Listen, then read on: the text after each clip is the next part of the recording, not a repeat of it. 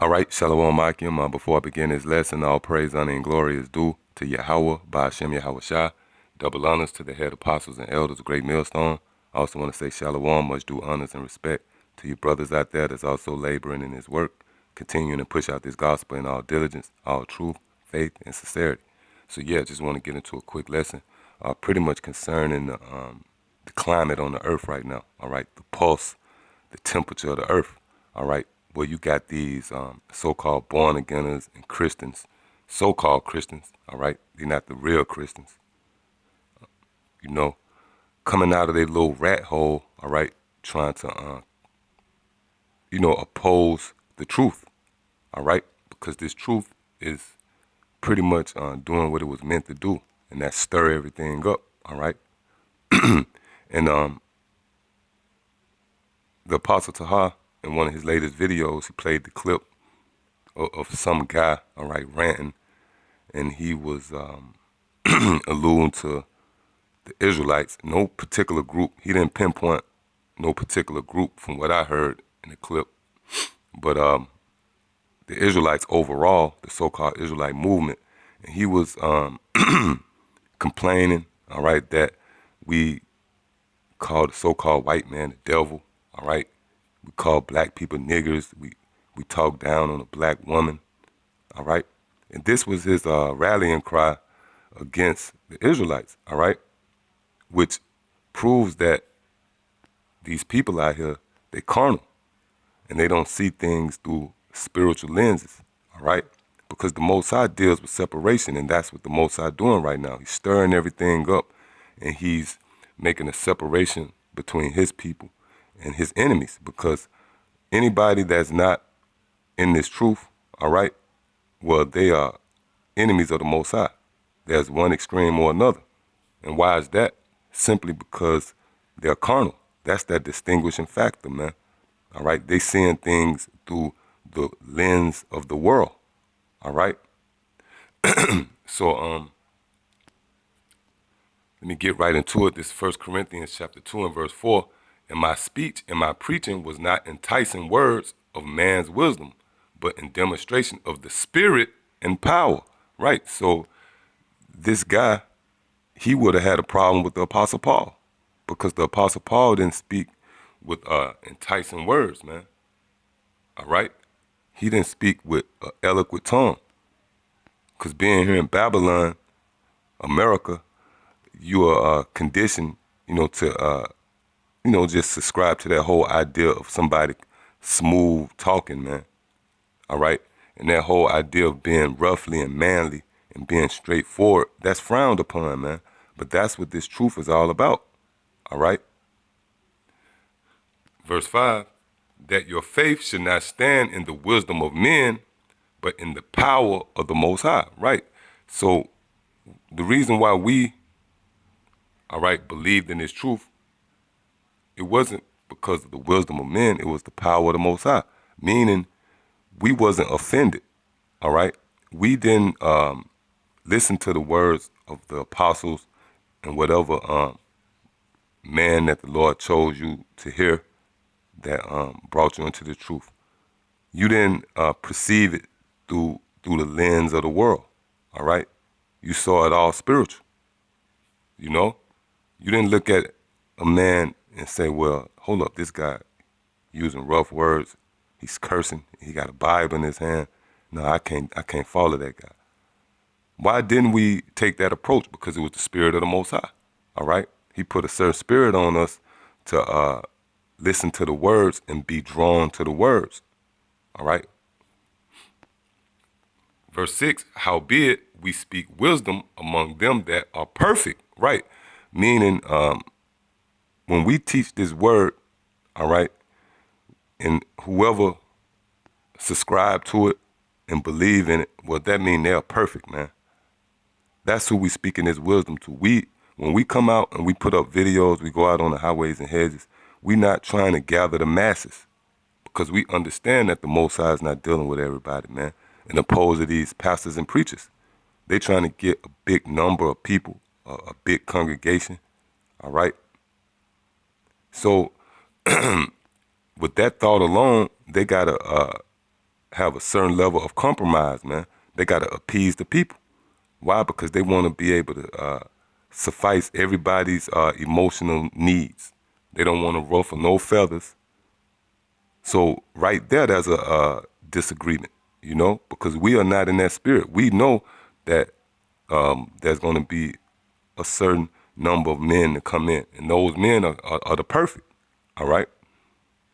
Yet not the wisdom of this world, nor of the princes of this world that come to naught, right? So what we speak is not of this world, meaning it's spiritual. And for you to be able to get it or see what we saying, you got to be looking through spiritual lenses, all right? Verse 7, but we speak the wisdom of the Most High in a mystery, even the hidden wisdom which the Most High ordained before the world unto our glory. Right, so that's when this guy, all right, was saying that, you know, these Israelites, they curse, all right, they call black people niggers, and they call the white man the devil, they get down on women. Well, the reason why you are offended of that, or you can't, you know, agree with what we're saying, and that sounds so flagrant to you because it's a mystery, man. All right? To you, it sounds like a bunch of ranting and raving, but in reality, we speaking wisdom. But you can't see it because you perceive it from the viewpoint of the world. Verse 8, which none of the princes of this world knew, for had they known it, they would not have crucified the Lord of glory, right? And that sentiment carries on to this day. Because by you talking shit about the men of the Lord, all right, or got a problem with the Hebrew Israelites as a whole, because although a lot of those groups don't have 100% truth like we have here at Great Millstone, I say that humbly, but they still pushing out the fact that we the Israelites, all right? So by you having a problem with that, you actually crucifying the Lord again as well, man, all right? Verse 9, but as it is written, I have not seen, nor ear heard, neither have entered into the heart of men the things which the Most High have prepared for them that love him. Verse 10, but the Most High have revealed them unto us by his Spirit, for the Spirit teacheth all things, yea, the deep things of the Most High. Yep, and that's the way you got to proceed is through spiritual lenses, which is not something you can acquire on your own, man. It would not be by your strength. It was not by any of our strength that we was able to understand these scriptures, all right? Or to be spiritual, all right? Verse 11, for what man knoweth the things of man, save the spirit of man which is in him? Even so the things of the Most High knoweth no man but the Spirit of the Most High, right? So this is a cut and dry situation going on, man. This whole dynamic of life, all right? Just this whole, being, your whole being. It's not no in between. Either you spiritual or you carnal, all right? Verse 12, now we have received not the spirit of the world, but the Spirit which is of the Most High, right? So that's why there's friction, man. That's why you got these so-called born-againers coming out of the woodworks, and it's nothing but friction there. Why? Because we don't have the spirit that they have. They have the spirit of the world, meaning they try to they try to insert or apply the Bible with the ways of the so-called white man's world, because the white man conditions you that, you got to be soft-spoken, you got to be well-dressed, well-groomed, all right? You can't look manly or you can't look rough, all right? So these so-called preachers and pastors and those who claim to build a foundation off the Bible, they subconsciously incorporate the white man's idea into the Bible, man. That's why there's friction, because the way they see things is totally different than how it should be.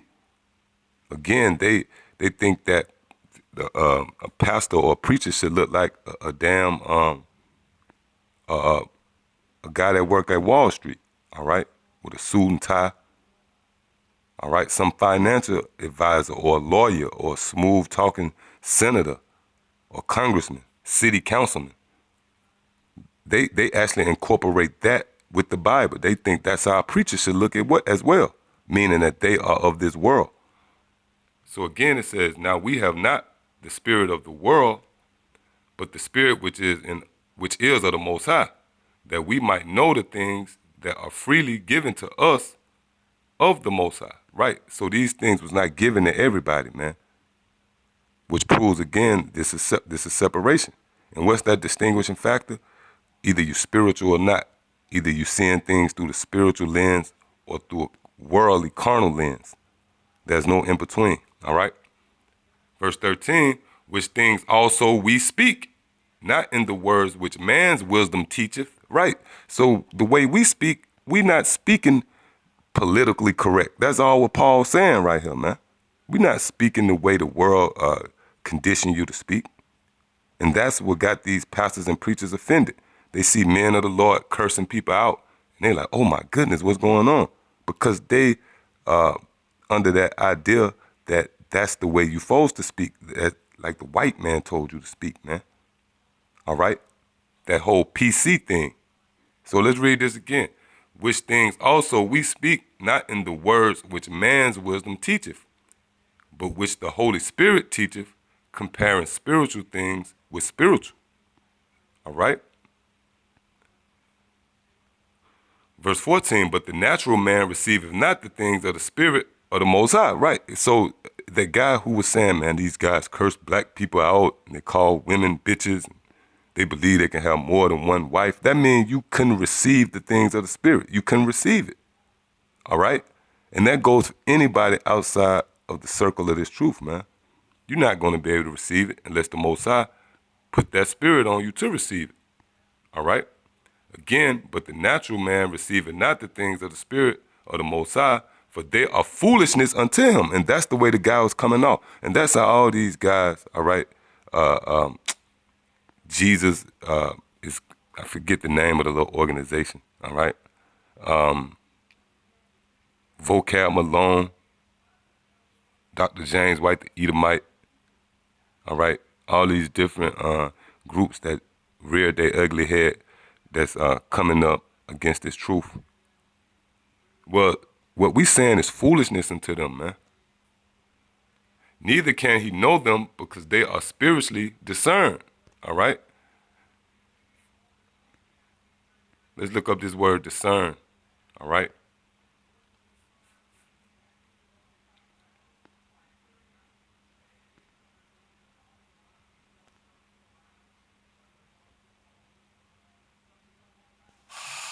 Strong's G350. Anakrino. It said examine or judge. Right, that's what their problem. They don't examine the matter, man. They just roll off emotions, which again is a trait of this world. All right? To investigate, examine, inquire into, scrutinize, sift, question. Right, and that's what they should have, that spirit, and opposed to just, not looking before they leap. All right? Specifically in a forensic sense of a judge to hold an investigation. All right? To interrogate, examine the accused or witnesses. Right? And see, this is the spirit that we have. These qualities and these characteristics that's pretty much discernment, that's what they lack, but that's what we possess. All right? See, we're going to question you. We're going to interrogate you. If you come with any doctrine, we're going to challenge you on that, man. All right? That's what you call discernment. To judge of, estimate, determine the excellence or defects of any person or thing. Right? So that's what we do. We estimate or determine the excellence or the defects of anything or person, man. So if you come up, just say like Dr. James White, the Edomite, or Vocab Malone, you notice the men who had Great Millstone we examined everything about them. Once they came out and put themselves on the hot seat, we examined them very thoroughly, man. There was brothers all over the place making videos. All right? So that's a part of discernment. All right? Verse 15. But he that is spiritual judgeth all things, yet he himself is judged of no man. Right? And you're going to have to answer for that, all these different people that's coming up against this truth. All right? Because it is commanded for us not to be judged of no man. But we got the authority to judge. Why? Because we filtering everything through the words of the Most High. All right? Verse 16, for who have known the mind of the Lord that he may instruct him, but we have the mind of Hamashiach, right? Which means we have the understanding of these scriptures. So that's the distinguishing, determining factor that we got the truth and you don't, man. There's no gray area. There's no place for compromise, coming together. Let's work out our differences. Either you're going to repent and come to what over here on this side, or you're going to be destroyed. All right? So, yeah, that's pretty much it. Until the next time I say shalom.